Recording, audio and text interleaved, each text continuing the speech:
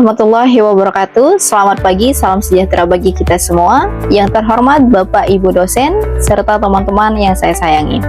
Baik, izin memperkenalkan diri, nama saya Dharma Yuli dengan nomor NIM 8776252278. Baik, dalam kesempatan kali ini saya akan membahas tentang mengenal Automate Online Proctoring atau disebut AOP. Era digital saat ini, sistem pembelajaran dan ujian semakin berkembang ke arah online. Salah satu inovasi terbaru dalam Automate Online Proctoring atau biasa kita sebut AOP atau sistem pengawasan ujian daring berbasis teknologi kecerdasan buatan. Baik, dalam kesempatan ini saya akan membahas yang pertama tentang apa itu Automate Online Proctoring, yang kedua bagaimana sistem ini bekerja, yang ketiga manfaatnya dalam menjaga integritas akademik, yang keempat yaitu cara universitas melindungi privasi mahasiswa. Kita akan membahas tentang soal yang pertama, yaitu apa itu Automate Online Proctoring. Automate Online Proctoring atau biasa disebut AOP adalah sistem pengawasan ujian daring yang menggunakan teknologi artificial intel, yaitu membantu memantau peserta ujian secara otomatis. Sistem ini bekerja melalui yang pertama menggunakan kamera atau komputer, yang kedua menggunakan mikrofon, yang ketiga browser pengawasan, yang keempat analisis perilaku peserta selama ujian. Tujuan utama Automate Online Proctoring adalah yang pertama yaitu mencegah kecurangan akademik, yang kedua menjaga kejujuran, yang ketiga memastikan ujian online tetap kredibel dan adil. Kemudian pembahasan yang kedua, kita akan membahas tentang bagaimana sistem Automate Online Proctoring ini bekerja. Jadi sebelum ujian ini dimulai, mahasiswa itu biasanya diminta melakukan beberapa langkah verifikasi. Tahap sistem bekerjanya yang pertama yaitu melalui verifikasi identitas, yaitu mahasiswa ini menunjukkan wajah dan kartu identitasnya ke kamera. Kemudian yang kedua, pemeriksaan lingkungan. Kamera ini digunakan untuk memastikan ruangan ujian aman dan tidak ada bantuan dari pihak lain. Ya, pemantauan selama ujian. Sistem ini akan memantau yang pertama gerak-gerik mata kita, yang kedua aktivitas layar komputer, yang ketiga suara mencurigakan, yang keempat yaitu kehadiran wajah peserta di depan kamera. Analisis AI, teknologi AI akan mendeteksi aktivitas yang dianggap tidak biasa. Misalnya sering melihat ke arah lain, kemudian ada orang lain di ruangan, kemudian lagi membuka aplikasi terlarang.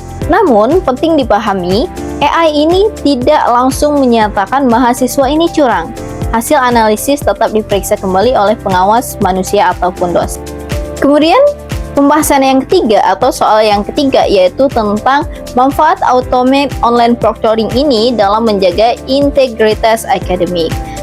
Jadi Automate Online Proctoring ini memiliki banyak manfaat bagi dunia pendidikan. Yang pertama yaitu dia menjaga kejujuran akademik, yaitu sistem AI ini membantu mengurangi tindakan mencontek dan pelanggaran ujian. Kemudian yang kedua itu meningkatkan kredibilitas ujian online. Jadi hasil ujian ini menjadi lebih terpercaya karena proses pengawasannya lebih ketat. Yang ketiga, mendukung pendidikan jarak jauh. Jadi mahasiswa ini dapat mengikuti ujian dari mana saja tanpa harus datang ke kampus. Yang keempat, efisiensi waktu dan biayanya. Universitas terbuka ini tidak perlu menyediakan ruang ujian besar dan pengawasan dalam jumlah banyak. Kemudian juga membantu evaluasi pembelajaran. Jadi data hasil ujian ini dapat digunakan dosen untuk melihat kesiapan dan kedisiplinan mahasiswa, seperti itu. Jadi pembahasan yang keempat yaitu yang terakhir, kita akan membahas bagaimana universitas melindungi privasi mahasiswa. Jadi banyak mahasiswa khawatir tentang keamanan data pribadi selama penggunaan sistem ini. Karena itu universitas ini harus memiliki kebijakan perlindungan data yang jelas. Langkah perlindungan privasinya yaitu yang pertama itu harus menyiapkan datanya aman. Data rekaman disimpan dalam server yang aman dan terinskripsi, kemudian absen datanya juga terbatas, hanya pihak tertentu yang berwenang dapat mengakses data ujian. Yang ketiga itu akses transparansi penggunaan data. Jadi mahasiswa diberi penjelasan tentang data apa yang direkam, kemudian tujuan penggunaan datanya untuk apa. Penghapusan datanya juga secara berkala. Data ujian ini akan dihapus setelah masa penyimpanan selesai. Penghapusan data berkala ini bisa ditentukan. Seumpamanya kalau kita kasih waktu jangka 1 tahun ataupun 2 tahun. Jadi data ujian ini akan dihapus setelah masa penyimpanannya selesai, seperti itu.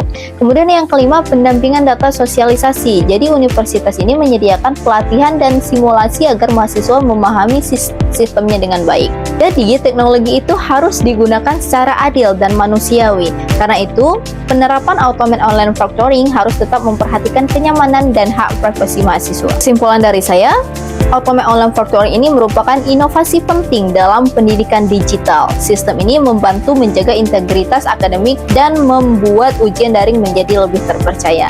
Namun, keberhasilan teknologi ini tidak hanya bergantung kepada kecanggihan sistem, tetapi juga pada transparansi, perlindungan privasi, dan kerjasama antara universitas, dosen, maupun mahasiswa.